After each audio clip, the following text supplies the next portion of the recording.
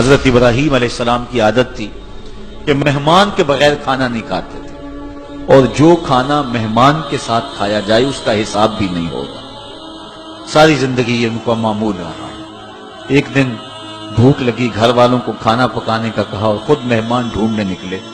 ایک شخص کو جو کہ بوڑھا تھا لے آئے، دسترخوان پہ بٹھایا، کھانا جب لگ گیا تو اس کو کہا اللہ کا نام لے کے شروع کرو۔ اس نے کہا میں تو اللہ کو نہیں مانتا۔ آپ نے فرمایا کہ میں تیرے سے کوئی ربط، رشتہ اور تعلق نہیں رکھتا، اللہ ہی کے نام پہ تجھے کھلا رہا ہوں، تو میرے رب کا نام تجھے کم از کم لینا چاہیے۔ اس نے کہا میں تو بتوں کا پجاری ہوں اور روٹی کے چند ٹکڑوں کے لیے اپنے بتوں سے بے وفائی نہیں کر سکتا۔ حضرت ابراہیم علیہ السلام بولے جب تو اتنا غیرت مند ہے کہ میرے رب کا نام نہیں لیتا اور اپنے بتوں سے بے وفائی نہیں کر سکتا، تو پھر میرا بھی تو کیا لگتا ہے، اگر میرے رب کو نہیں مانتا تو میں تو کھانا اس رب کے نام پہ کھلاؤں گا، کھاتا ہے تو ٹھیک نہیں تو تیری مرضی۔ وہ حضرت ابراہیم علیہ السلام کے دسترخوان سے اٹھ کے چلتا بنا، وہ گیا تو جبریل امین حاضر ہو گئے، سلام دیا، سندیسہ سنایا۔ رب کہتا ہے اے میرے خلیل، تو نے میرا ایک بندہ ناراض کر دیا۔ یا اللہ، وہ تیرا بندہ تھا، وہ تو تیرا نام لینا گوارا نہیں کرتا تھا، اور تو فرما رہا ہے کہ وہ میرا بندہ تھا۔ ارشاد ہوا ابراہیم بتاؤ اس کی عمر کتنی ہوگی؟ یا اللہ 80 سال کے قریب ہوگی۔ کہا اتنا عرصہ ہو گیا نا میں اس کو رزق دے رہا ہوں، تم ایک دن نہیں کھلا سکے؟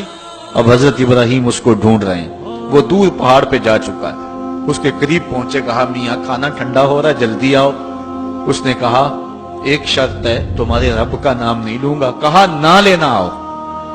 تو کہنے لگا لہجے میں اتنا گداز، اتنی نرمی کیسے آ گئی؟ تم تو کہتے تھے رب کے نام کے علاوہ کھلاؤں گا نہیں۔ کہا کہ اسی رب کا ہی تو پیغام آیا ہے کہ میں بھی اس کو دے رہا ہوں۔ اس نے کہا اگر تیرا رب اتنا اچھا ہے تو کھانا بعد میں کھائیں گے، پہلے اس کا غلام بنا لے مجھ کو۔ تو وہ رب ہے سب کا، ہمارا حق ہے کہ ہم اس کی پوجا کریں۔ تو اللہ تعالیٰ جل شانہ نے ارشاد فرمایا یا ایھا الناس اعبدوا ربکم، اپنے رب کی عبادت کرو۔ ایک تو وہ تمہارا رب ہے، اور پھر الذی خلقکم، اس نے تمہیں پیدا بھی کیا ہے۔ توجہ چاہوں گا کتنی شان ہے کہ اس نے تخلیق بھی کیا اور پھر اس نے تمہاری تربیت بھی کی۔ جو تخلیق بھی کرے اور تمہاری تربیت بھی کرے، کیا اس کا حق نہیں ہے کہ اس کے حضور سجدہ ریزیاں کی جائیں؟ ساری زندگی انسان ماں کی خدمت کرتا رہے تو بتاؤ ماں کی خدمتوں کا بدلہ دے سکتا ہے؟ ماں کے پیار کا صلہ دے سکتا ہے؟ تو انسان جتنی مرضی خدمت کر کے ماں باپ کو راضی کرنے کی کوشش کرے وہ تو راضی ہوتے ہیں، بلکہ نالائق اولاد کے لیے ماں باپ کی دعائیں اور زیادہ ہوتی ہیں۔ تو انسان ان کی خدمت کا حق نہیں دے سکتا۔ ماں باپ کے اتنے حق کیوں ہیں؟ اس لیے کہ ماں نے بیٹے کو جنم دیا، جس نے جنم دیا ہے اس کے اتنے حق ہیں، تو جس رب نے خلق کیا ہے اس کے کتنے حق ہوں گے؟ جس نے تخلیق کیا ہے، دستے قدرت سے بنایا ہے، تو پھر اس کے کتنے حق ہوں گے؟ تو مجھے بتائیے اس شخص سے بڑا بدبخت کوئی ہو سکتا ہے جو اللہ کے حضور سجدہ ریزی نہیں کرتا؟ صبح کے وقت چڑیاں بھی اللہ کا نام لے رہی ہوتی، حشرات الارض بھی رب کا نام پکار رہے ہوتے ہیں، بلوں سے سر نکال کر جانور بھی اللہ کا نام پکار رہے ہوتے ہیں، اور اس شخص سے بڑا بد نصیب زمانے میں کوئی نہیں ہے کہ جو اللہ کے حضور جھکنا نہیں جانتا، جو اللہ کے حضور جو ہے وہ عبادت کا سر نہیں رکھتا۔ وہ رب ہے جو تمہیں پیدا کرنے والا ہے۔ ماں کے رحم کے اندر کون نقش و ونگار دینے والا ہے؟ کس نے گوشت کے لوتھڑے کو بولنا سکھایا ہے؟ کس نے چشم خانوں کے اندر روشن چراغ رکھ دیے ہیں؟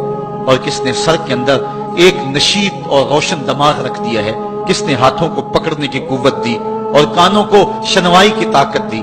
اور کس نے جو ہے وہ سونگھنے کی قوت اور قوت شامہ ناک کے نتنوں کے اندر رکھ دی؟